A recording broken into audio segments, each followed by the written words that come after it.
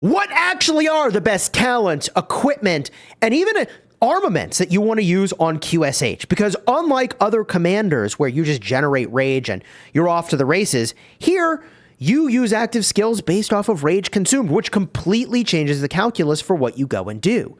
So in this video, sponsored by the makers of Rise of Kingdoms, we're actually going to bring a chef on to cook with us, baby. That's right, we're collabing with Billet Rock, who went in and did the detailed math around talents, because I'm using this crazy build over here where I have no rage generation at all, and I think the result might actually be better than what I was doing over here, where I had the maximum rage generation possible. So before you just go and copy this build, Billet went and recorded a very brief explanation of the math that he did, when and why you would use rage generation talents, and a lot is going to depend even on who you pair with as the commander. So before, again, you just go and copy one of these things, I want you to do a couple things. First of all, subscribe to Billet, link to his channel down below. Second of all, use the timestamps if you want, jump to whichever part of the explanation you'd like.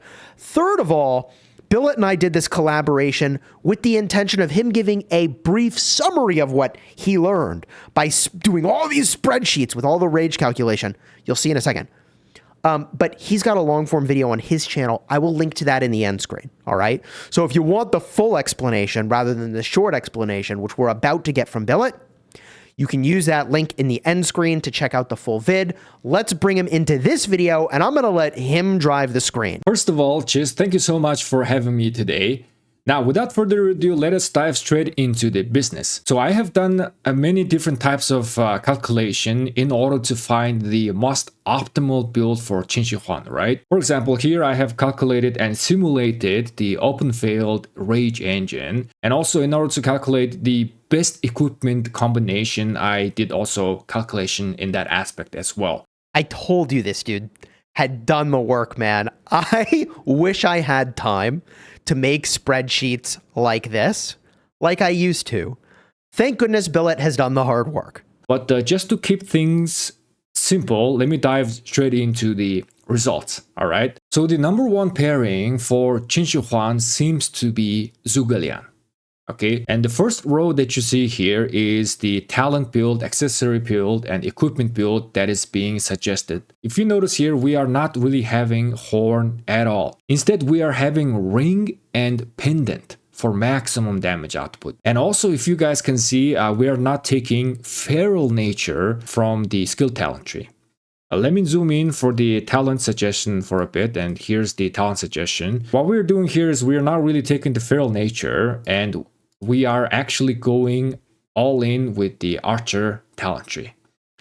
You are not going to have enough points to fully max the whistling arrows. You can only put 3 points, but this will be the best talent build for Qinshi Huang and Zhuge specifically, okay, with those two accessory, ring and pendant. Now, part of the reason why you are not really building rage build on Qinshi Huang is that because Zhuge Liang's expertise skill is already giving you a lot of rage on open field, which is shown in this graph, right? I calculated this graph by, again, calculating the open field rage simulation. Even without horn and feral nature, thanks to Zhuge Liang, you are gonna be accumulating rage a little by little over time. So the thing that we take away from this already, by the way, is what we have to optimize here is around the amount of rage you can generate. Do you actually need the talents to generate rage or not? Now, Billet is going to go into a little bit more depth on why it is you might want an excess of rage, okay? But you can definitely maximize your damage under the assumption you're not taking lots of damage with a ring and also the pendant, which most people don't have. Like, I don't have this on my restart account where I max Zhuge Liang on day one as an example, but we're ditching feral nature, but we are keeping razor sharp in this configuration in order to keep the amount of rage we have positive. Now, keep that in mind that this graph does not show the Qinshi Huang's fourth skill. Chishuan's fourth skill, as we know, is that he is consuming rage in order to reduce smite and combo damage on open field, right? And there's gonna be many RNG on open field. You could hit by those damage many times or not. But even if that is the case, because you are accumulating your rage slowly, that means that this is kind of gonna be like insurance. You are always gonna have enough rage to use up to mitigate those damage, as well as consume them to cast your skill. Now, there is also second very viable build, which is this build right here. Now, here we are using Horn. In this case, we are using a slightly different talent, but our rage graph is looking the same. With this one, you are accumulating rage slowly as well, but just a tiny touch more thanks to having Horn. Again, if you have Horn, you can do something like this. This is also very viable and a very good build. Now, one thing that is different with this talent is that I am not taking the razor sharp. You usually take this talent for like almost all of your archer march, but on Qinshuhuan Zhuge case, if you are using Horn, you don't really need to take this. Instead, now we can max out the whistling arrows, completely focusing on the damage aspect. Not only that, we still gonna have a 2 extra point, and I recommend putting those points into Naked Rage. This is also very unpopular talent for, in today's meta, but the reason why we can afford putting the 2 points here is that Qinshuhuan and Zhuge, both of them are tanky enough. So you can afford to use this type of like glass cannon talent. This is likely the route that I personally am going to go, at least on my restart account, because I have a talented Horn. I have a ring already, so I can just use what I've got and then carve off the talent points, because theoretically, I don't need to generate as much rage. Now, this is the equipment that I'm suggesting specifically for Qinshuhuan and Zhuge. As you guys can notice, we are not really using the current meta gear, which is the leadership pants and boots, right? Now there's a question is that can you use the leadership combination or 6 set for this particular pairing? And the answer is yes. However, those two combinations are performing around like 2% less than this exact combination. If you wanna min-max Qinshuhuan and Zhuge, this is the suggested gear, but you can still use the leadership pants and boots variation or the 6 set variation, right? So this is very interesting because we actually talked about this on stream where we were debating, should we, when we were going to go and do testing, use the 6-piece archer set? Should we use the 2-piece KVK and 4-piece archer? Or should we use 2 leadership, where you take, it's the legs and the boots because the leadership stuff has health, the 2-piece KVK and the 2-piece archer set, that's the chest and the gloves. And the thing that is interesting about the 4-piece bonus for the archer set is that it is giving you skill damage dealt. And skill damage dealt with this commander is a really handy boost. Now, it sounds like it's only a net 2% difference one way or the other. So like, I'm not going to go craft a different gear for this particular commander pairing, right? But I would say that generally speaking, moving all in on the KVK archer stuff at some point is an awesome thing to do for an account. But if you use the 6-piece archer set like I have on my main account, it's still really outstanding. In the third section, here I just wanted to showcase you what would happen if you are going to go for the conventional archer talent tree, right? As you guys can see, you are generating way too many rage with this exact build, which is not the optimal. You could be optimizing your damage output instead of optimizing your rage income, right? So to wrap up Qinshuhuan and Zhuge, these are the top 2 builds that I recommend. Now let us go to the second best pairing. The second best pairing is going to be YSG, but the build is going to be a little bit different than Zhuge. Okay, now with YSG, you need to be using the conventional talent tree. Even though YSG does have a rage engine, it's not enough to actually sustain the rage consumption of Qinshi Huan. And you gotta have horn, and you could put pendant or either ring. The most optimized variation is pendant. Pendant is gonna perform like 1% better than a ring. Again, at the end of the day, it is depending on RNG, right?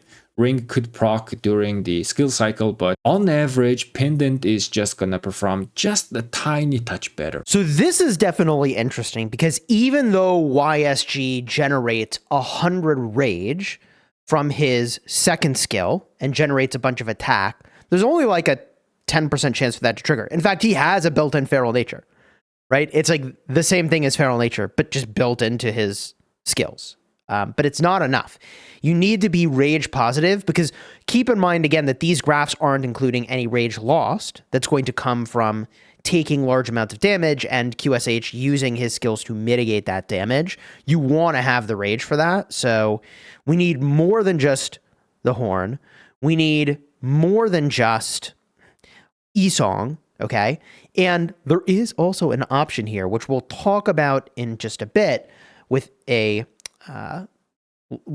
rare inscription, okay? The Crazed Inscription from the wedge formation, which generates rage when you deal direct damage. That's going to be a part of my secret sauce, but we're going to get to that in a second. The recommended gear is also slightly different. Here we are using the current meta gear, which is the leadership variation, okay? The leadership pants and boots, 2 KOK weapon and helmet, and the chest clothes can be either both of them set pieces or non-set pieces. In terms of rage, they are kind of having a slight problem with the fuel tank, but it's manageable, okay? Our rage is not really going down, but it's not really going up. Now, a lot of people also asked me, what about like Philip, Herman, or Ashur, right? There are many other commanders that you could pair. Are they gonna work with the Qinshi Huan? The answer is yes, but it's gonna be a little bit risky. This is the graph of any other commander that doesn't have a rage engine on themselves. And if you can see here, even if we are using the feral nature or horn,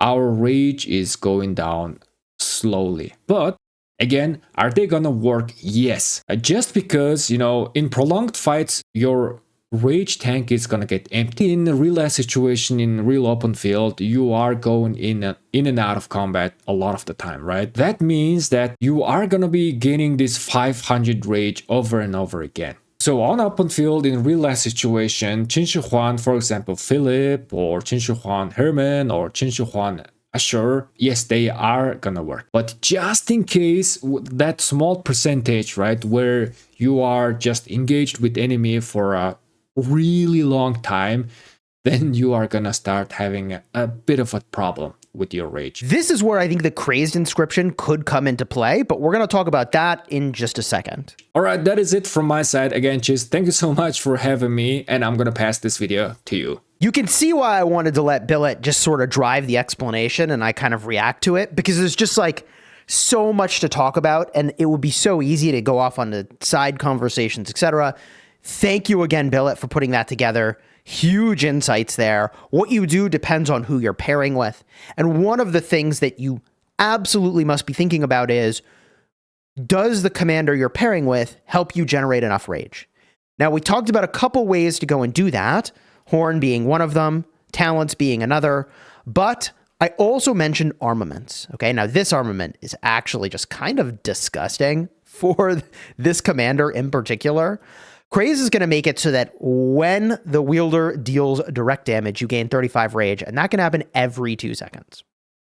That is insane. Furious, which I happen to have here, is going to make it so that, and this is, by the way, I'm showing you Furious because I think this would be a great pickup while you make your way to either a rare or legendary inscription, if that's where you're going. But Furious is going to make it so that when you use an active skill, you gain an 8% boost to all types of skill damage dealt and a 3% bonus to counterattack for 3 seconds. That's really good for this commander who might skill cycle as fast as 4 seconds. Okay? That is really, really, really good. Really good. Okay, actually kind of nuts how good that is. All right? Now, with that said, if you were to go and get the legendary inscription, that's obviously the best. Most of us are not getting Hunter on all of our marches or may not have Hunter already on archers. The 5% boost to skill damage dealt is a very, very good multiplier. But Crazed also looks really good. in the context of depending on who you pair QSH with and how much rage you want and need. In fact, if we just do a quick, sort of double click into the talent options you unlock by virtue of carving away your rage generation, some of these are minimal, right? Like a couple points of attack. This might not even be worth the 3% attack. Instead, I could have the rage as like an insurance policy. This might just be worth doing, and I may go back and change that. I'm testing right now, right? I did go and get this rage generation over here from Burning Blood, so it's not like I'm like totally missing it. But the biggest thing you'll notice is Naked Rage.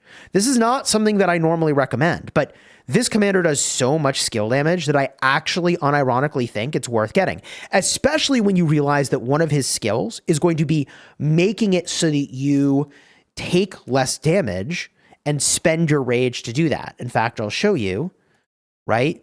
Whenever you take direct damage, smite, or combo damage with 300 plus damage factor. So if you're going to be taking big skill damage here, you're going to spend your rage to reduce that damage taken anyways. So like, yeah, fine. Make me take more damage, but also I'm going to have a way to mitigate it. You need to have rage to do that. Now, on the topic of needing to have rage, something that I need to be able to show you is confirmation that in the report, when I use Crazed, I do in fact get 35 rage literally every 2 seconds that I'm on the battlefield. So let me go generate a report for you real quick and prove to you that that works that way. All right, here we go. On turn 1, we actually aren't doing any skill damage, but on turn 2, we are, and it should, there it is. Crazed triggers, oh my god. Okay, so on turn 3, it shouldn't happen, but then on turn 4, it should happen again, right? Crazed again. Oh man. So look, like I'd rather have the skill damage, right? Like you'd rather have Hunter, obviously, but one alternative for those other commander pairings to make sure they have enough rage, or even if you just want to mess around with the build and try some different things, is the 35 rage generation, okay, every other second, because this guy's always doing direct damage, always. Like literally always. Okay. That's a pretty decent rage engine right there, right? Like pretty decent rage engine. This is like what? 17.5 rage per second, which like ends up averaging out to be, I think, about as much as a horn potentially. So where do we land with all this? Okay. The talent builds that you ultimately use is in fact going to depend on whether or not you've got certain armaments you can use with inscriptions. It's going to depend on whether or not you've got a horn. But the big picture takeaways that I got from this is that the meta approach that most people should take is generally not to have feral nature. In fact, most people are going to have a clarity-oriented build. They are still going to want to have some amount of rage generation, but not full rage generation. And the example that I would give here that you're probably going to end up doing is probably Rejuvenate. Clarity is just outstanding. I think you might need the Razor Sharp. Then you go kind of as far as you can with Whistling Arrows, which is only going to be 3 points, which Billet sort of pointed out. Now, that said, as you add in things like potentially a horn, you can carve off these talent points, put them over here in a Whistling Arrows, put them over here in a Naked Rage. If you had the Crazed Inscription, potentially you can carve this off, right? And put the points other places.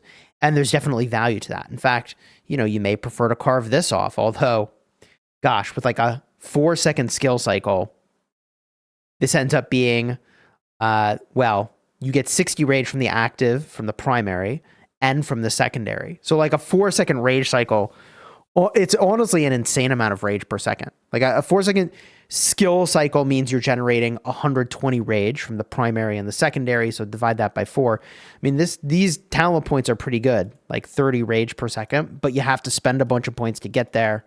So you saw on my other loadout, I'm going this incredibly wacky way of like taking, none of the rage restoration, the exception of, I guess, Burning Blood, right? And going over here and taking instead a bunch of extra stats over here. This one, whenever the primary commander uses an active skill, the next active skill deals more damage. Man, that's just crazy.